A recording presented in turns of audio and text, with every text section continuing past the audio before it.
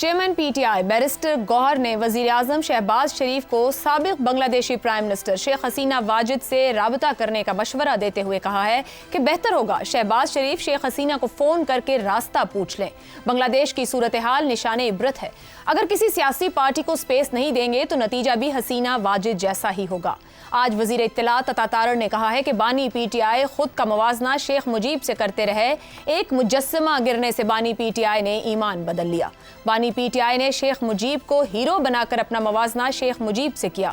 پاکستان میں بنگلہ دیش کی سیاسی و معاشی صورتحال کی مثالیں دینے کا چلن آج کا نہیں، بڑا پرانا ہے، مگر بنیادی سوال یہی ہے کہ کیا بنگلہ دیش کا تقابل پاکستان کے سیاسی حالات کے ساتھ کیا بھی جا سکتا ہے؟ کوئی شک نہیں کہ بنگال میں سیاسی و تہذیبی شعور کی تاریخ بڑی پرانی ہے۔ مشرقی پاکستان کے طور پر بھی بنگال نے پاکستان میں جمہوریت کے لیے بھرپور کردار ادا کیا، مگر یہ بھی حقیقت ہے کہ پاکستان سے علیحدگی کے بعد بھی بنگلہ دیش میں تسلسل کے ساتھ جمہوری نظام چل نہیں پایا۔ آج جو لوگ شیخ مجیب الرحمان کے مجسموں کے گرنے کو بڑا واقعہ سمجھ رہے ہیں، وہ بھول رہے ہیں کہ بنگلہ دیش کے قیام کے صرف 4 سال بعد ہی 15 اگست 1975 کو بنگلہ دیشی فوج کے دھڑے نے شیخ مجیب اور ان کے خاندان کو قتل کر دیا تھا، جبکہ اسی سال بنگلہ دیش میں مزید 2 فوجی بغاوتیں بھی ہوئیں، جن کے نتیجے میں نومبر 1975 میں جنرل ضیاء الرحمان نے اقتدار سنبھال لیا۔ 1981 میں جنرل ضیاء الرحمان کو بھی قتل کر دیا گیا تھا۔ یہ کارروائی فوجی افسران کے گروپ نے ہی کی۔ 1982 میں جنرل ارشاد نے مارشل لا لگا کر اقتدار سنبھالا اور بعد میں صدر بن گئے۔ 2007 میں آرمی چیف نے پھر بغاوت کی اور 2 سالہ عبوری حکومت بنائی، جسے بنگلہ دیشی ماڈل بھی کہا گیا۔ اس کے بعد 2009 میں شیخ حسینہ اقتدار میں آئیں۔ شیخ حسینہ نے 15 سال ایسی حکومت کی کہ تاحال کوئی بھی ملک ان کو پناہ دینے کا حتمی فیصلہ نہیں کر پا رہا۔ اس کے مقابلے میں پاکستان میں بھی 10-11 سال تک فوجی حکمران رہے، مگر اس دوران جمہوریت کے لیے تحریکیں بھی چلتی رہیں۔ ایم آر ڈی اور وکلا تحریک اس کی 2 بڑی مثالیں ہیں، جبکہ حقیقت یہ بھی ہے کہ پاکستان میں آج تک کسی سول یا فوجی حکمران کو 15 سال تک حکمرانی کا موقع نہیں مل پایا۔ ان حالات میں پاکستان کا بنگلہ دیش کے ساتھ تقابل کرنا علمی اعتبار سے درست رویہ ہے یا نہیں، اسی پر پینل سے گفتگو کریں گے۔ پینل میں ہمارے ساتھ ہیں شہزاد چودھری، زیغم خان، افتخار احمد اور حماد غزنوی صاحب۔ آپ سبھی کے لیے سوال: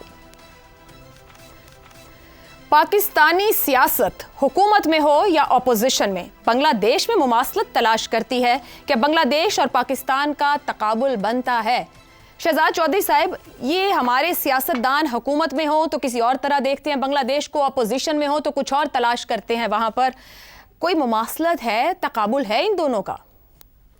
اس کا جواب اس سوال میں ہے کہ کیا بنگلہ دیش اور چین میں مماثلت ہے، کیا بنگلہ دیش اور فلپائن میں مماثلت ہے، کیا بنگلہ دیش اور ترکی میں مماثلت ہے، ایران کے ساتھ کوئی مماثلت ہے، روس کے ساتھ روسی انقلاب جب ہوا تھا یا فرانسیسی انقلاب اس میں مماثلت ہے؟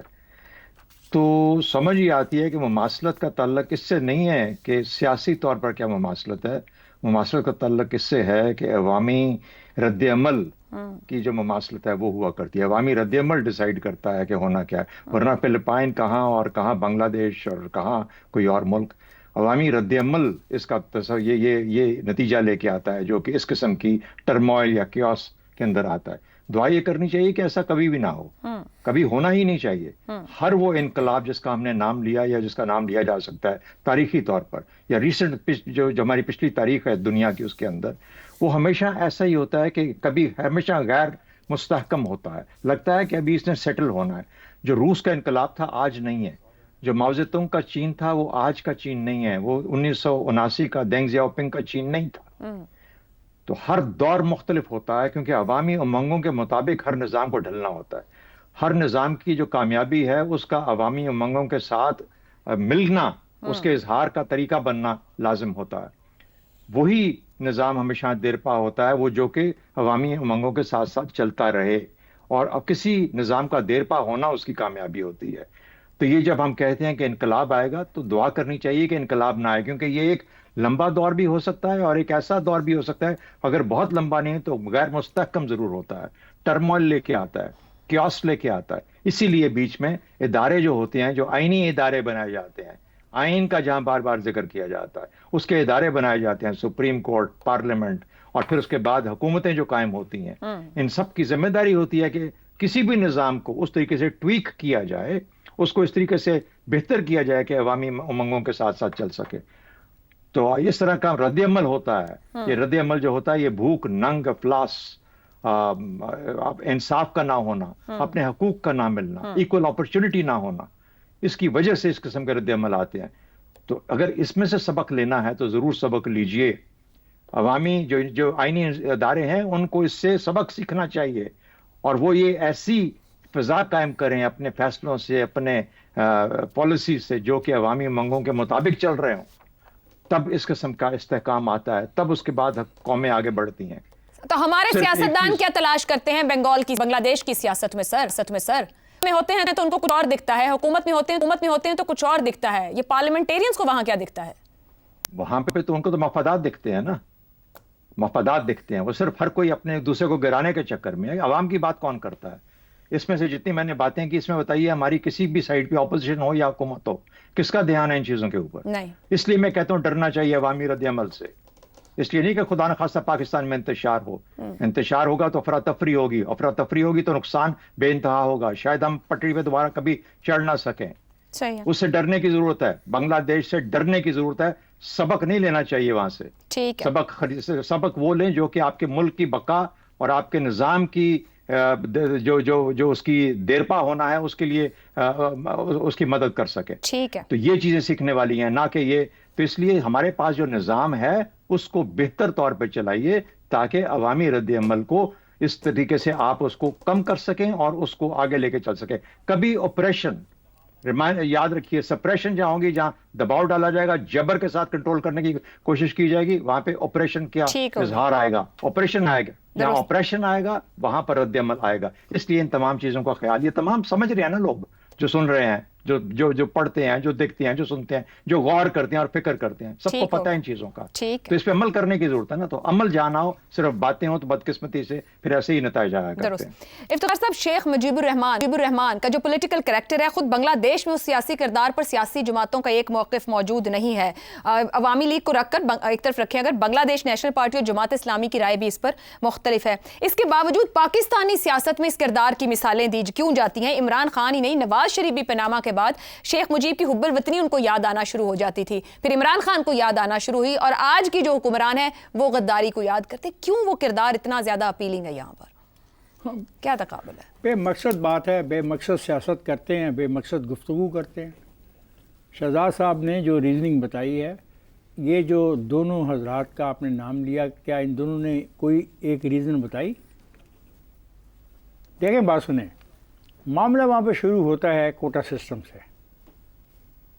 کوٹا سسٹم ایک ہے کہ رضاکار جو کہلاتے ہیں، جو لوگ جنہوں نے فوج پاکستان کی وہاں پہ مدد کی اپنے مخالفین کے خلاف، وہ رضاکار کہلائے. ان کا ایک کوٹا تھا، کوٹا ختم ہو گیا، عدالت نے کوٹا بحال کر دیا. بحث کوٹے سے شروع ہوئی، اور چونکہ اسٹوڈنٹس جو ہوتے ہیں، جو طالب علم ہوتے ہیں یونیورسٹیوں کے، وہ طاقت ہوتے ہیں. وہ اپنے سیاسی نظریات سے اختلاف رکھنے کے باوجود کچھ ایشوز پہ اکٹھے ہو جاتے ہیں. یہ ماضی میں پاکستان میں 1969-70 میں ہم نے دیکھا، پھر 77 میں دیکھا. یہ ہوا اور جھگڑے ہوئے، 200 سے زیادہ کیجولیٹیز ہوئی. نتیجہ یہی ہونا تھا جو ہوا. لیکن مجھے نہیں سمجھ آتی پاکستان کے سیاستدان کیوں اپنے آپ کو مجیب الرحمان کی طرح گولیوں سے مروانا چاہتے ہیں. مجھے نہیں پتا کہ یہ مثال کیوں دیتے ہیں کہ بھاگ کے، جوتے چھوڑ کے، ننگے پاؤں بھاگ کے کسی کے ہیلی کاپٹر میں بیٹھ کے دوسرے ملک میں جانے کی. یہاں سے کوئی بھاگا نہیں آج تک، جو بھی تحریکیں چلی. مگر آج بانی پی ٹی آئی عمران خان صاحب یہ فرما رہے ہیں کہ اس واقعہ حسینہ واجد واقعے کے بعد مجھے یہ لگ رہا ہے پاکستان میں بھی کچھ بڑا ہونے والا ہے. دیکھیں، آپ نام لیتے ہیں، میں نام نہیں لینا چاہتا. ان کو میں کہوں گا کہ ان کو پاکستان کی فیڈریشن کی سیاست کا کوئی علم ہی نہیں ہے. پاکستان ایک فیڈرل اسٹیٹ ہے، بنگلہ دیش ایک فیڈرل اسٹیٹ نہیں تھی. پاکستان کے فیڈرل اسٹیٹس کے ہونے کی وجہ سے اس کے مشکلات اور معاملات ڈفرینٹ ہیں. آپ دیکھیں اسی کوٹا سسٹم کے اوپر کیا آپ نے اس نوعیت کا کوئی ہنگامہ سندھ میں ہوتے دیکھا؟ ہوا چھوٹے سطح پہ. ایسی باتیں نہیں کرنی چاہیے. یہاں سے کوئی ننگے پاؤں نہیں بھاگے گا. اور فرض کریں اگر ننگے پاؤں کو بھاگتا بھی ہے مارچ اگلے سال میں، جو یہ کہانی بنا رہے ہیں کہ نومبر سے تاریخ شروع ہوگی غربت کے خاتمے کے حوالے سے، مہنگائی کی وجہ سے، بے روزگاری کی وجہ سے، اور مارچ میں ختم ہوگی، تو پھر کیا ان کو پتہ نہیں کہ مارچ میں پھر کون آئے گا اور وہاں پہ کون آیا ہے؟ اور وہاں پہ جو خطرناک صورتحال پیدا ہوگی ہے، وہ جو ان کے آپس کے باہمی کلیش ہیں وہ بڑے ڈینجرس ہیں. صحیح. وہاں پہ ہندوؤں کے ساتھ، وہاں پہ اقلیتوں کے ساتھ جو سلوک ہو رہا ہے، کیا ہم اس کو برداشت کر سکتے ہیں؟ کیا ہم اس کو افورڈ کر سکتے ہیں؟ کیا یہ خوشی کی بات ہے؟ کیا یہ کوئی ایگزامپل ہے؟ ایگزامپل تو یہ ہو سکتی تھی کہ جو کوٹا سسٹم وہاں پہ کیا گیا اس کے نتائج میں جو طاقت کا استعمال کیا گیا وہ نہیں ہونا چاہیے تھا. اور میں بڑا خوش ہوں کہ 9 مئی کے واقعات ہونے کے باوجود پاکستان کے اندر طاقت کا وہ استعمال نہیں ہوا. صحیح. اور بہت اچھا ہوا کہ نہیں ہوا. ٹھیک ہے جی. ورنہ یہی صورتحال پیدا ہو سکتی ہے. کوئی تقابل نہ مماثلت آپ کو نظر آتی ہے، مگر ہمارے میرے نزدیک آج کی صورتحال میں while we are talking today کوئی ایسا کمپیریزن، دیکھیں وہ ترقی کر رہے تھے، وہ ہم سے بہتر جا رہے تھے، ان کی اقتصادیات ہم سے بہتر جا رہی تھی، ہم یہ سارے لوگ ان کی تعریفیں کر رہے تھے ان کی اقتصادیات کی. ٹھیک ہے، مگر کھوکھلی نظر آئیں جب آپ عوام اقتصادیات کھوکھلی نظر نہیں آئی. سسٹم میں ایک ایسا رکاوٹ ڈالنے کی کوشش کی گئی کہ جن کے خلاف وہ رکاوٹ ڈال رہی تھی وہ اکٹھے ہو گئے اور اکٹھے ہو کے انہوں نے اس کو چیلنج کر دیا اتھارٹی کو. جب اتھارٹی کو چیلنج کیا، طاقت کا استعمال ہوا اور طاقت کے استعمال کے نتیجے میں پھر اس ریاست کو بچانے کے لیے وہ لوگ آگے جنہوں نے خاکی یونیفارم پہنی ہے.